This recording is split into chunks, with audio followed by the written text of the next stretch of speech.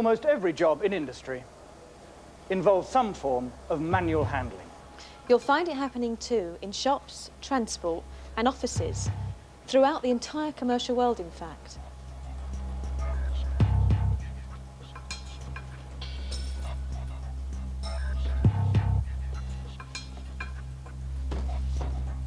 The manual handling regulations will focus every employer's attention on assessing manual tasks, reducing and, where reasonably possible, removing the risk of injury.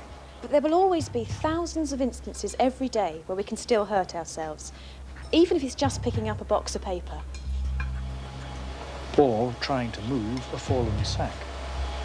And with all this extra attention being given to manual handling, it's going to make your responsibilities as a supervisor even more important. And that goes for any job situation you care to name. Because as a supervisor, you're the person in charge at the sharp end, the one who can best see what's going on day by day. You're the one who can make a real contribution to safer handling. So, let's get down to a simple plan that you could be putting into action tomorrow.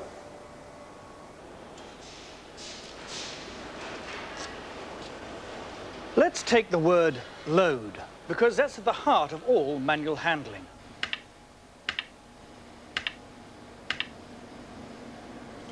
Remember those 4 letters, because they're the basis of our action plan for you, in whatever kind of work you supervise.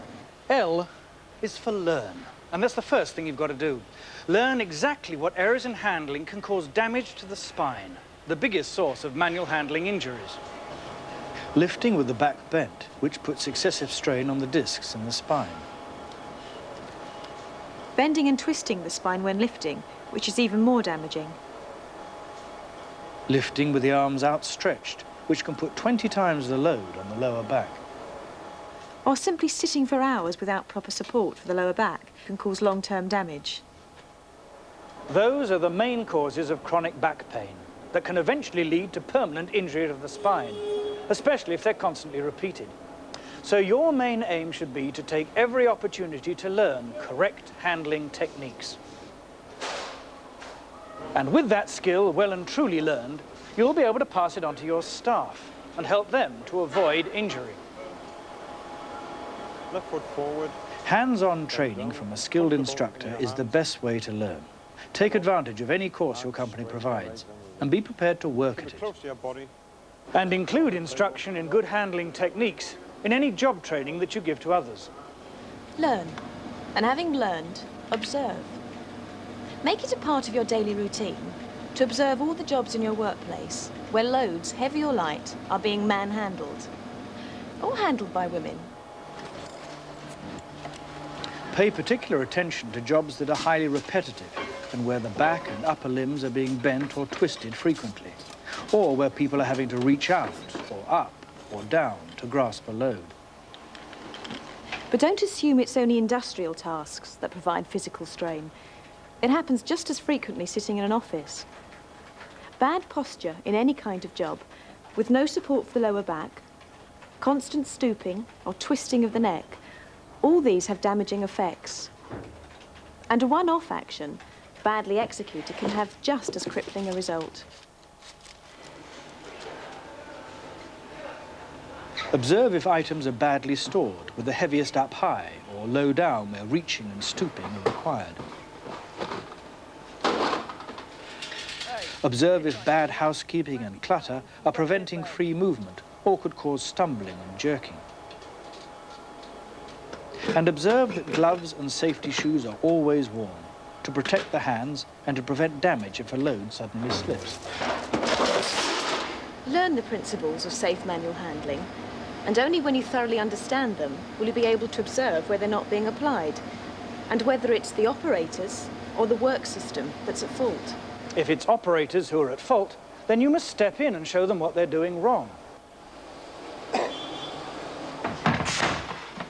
What do you think you're doing? Hey? What do you think this is for? Even if they've been fully trained themselves, people can still forget or even ignore what they've learned, especially when under pressure. And if mechanical aids are provided, observe that they are always used, and used properly.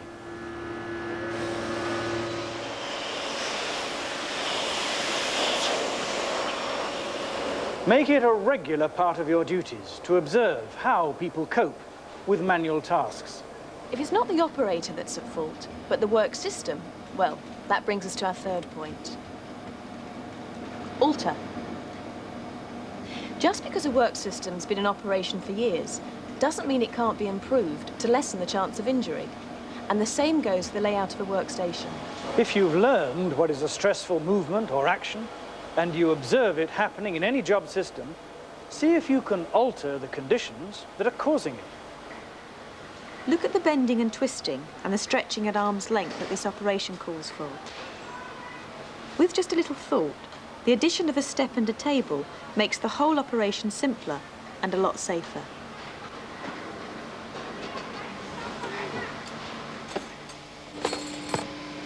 And look at this highly repetitive task. The operator has to constantly twist and bend to one side and reach to the other to pick up components. Alter it by raising one box of components and fixing a tray for the others, and the job is transformed, with strain on the back and upper limbs greatly reduced.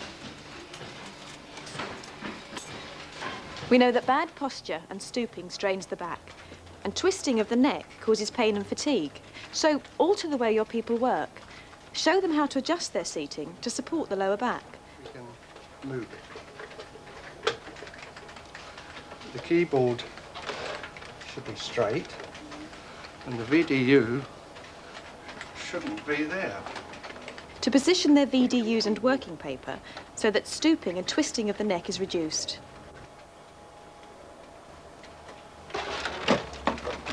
And encourage them to stretch and to give their bodies a rest with a change of task now and again. The more you observe how your people are using their bodies, the more you will find opportunities to alter things for the better. Can the distance loads have to be carried be reduced? Can loads be broken down into lighter units? Encourage your people to think up ideas for themselves to improve their workstations, or to reduce the need to lift and carry, twist and turn. Job rotation is a very helpful way of reducing strain in repetitive tasks. But plan it carefully so that when you rotate jobs, different joints and muscles are brought into play and the affected ones given a rest. Under the manual handling regulations, it's likely that you'll be involved in full-scale written assessments of such jobs in your sections. But what we've been talking about are things that you can be doing now, all of which will stand you in good stead for the future. And that brings us to the last item in our action plan. Learn the mechanics of safe manual handling. Observe where they're not being applied. Alter things so that they can be applied. And last of all, develop. Because none of these things can happen unless you, the supervisor, can develop the right relationship with your people. The first thing you have to develop is your own appreciation of how destructive bad manual handling can be. And you have to develop a way of communicating this to the people in your care. If you've been properly trained yourself, you'll be better equipped to pass this knowledge on. You must also develop a watchful eye for examples of bad practices that could hamper safe handling, and step in and correct them straight away. Be firm but fair. Let it be known that you won't accept sloppiness, but convince your people it's for their own good. Everyone has a duty to cooperate in safe working, and you have the right to insist that people work in a way that is safe for them and for others. What do you think this is for? And use them bloody gloves. Try to develop a sympathetic approach to the complaints of aches and pains, and don't always assume it's an excuse for a bit of time off. Remember that just as many people hide their aches and pains for fear of losing face. Listen sympathetically to complaints and investigate them. It may be a case where simple improvements to the system of work or rearrangement of the workstation could solve the problem. She's got her gloves on, she's got hers. Does it hurt all around? Always refer suspected strains to your medical section. They are the best people to deal with it. And try to develop a good working relationship with your medical department. They will be a great asset in helping you identify what jobs appear to create strain and how that might be remedied.